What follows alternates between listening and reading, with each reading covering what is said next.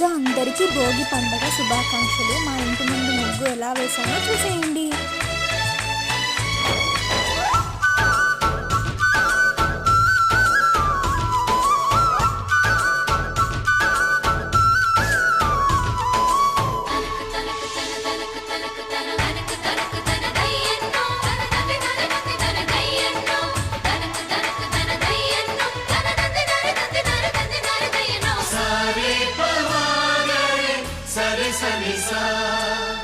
మా కళ్ళ ముందే ఉండే ఈ అన్నయ్యే మా దైవం.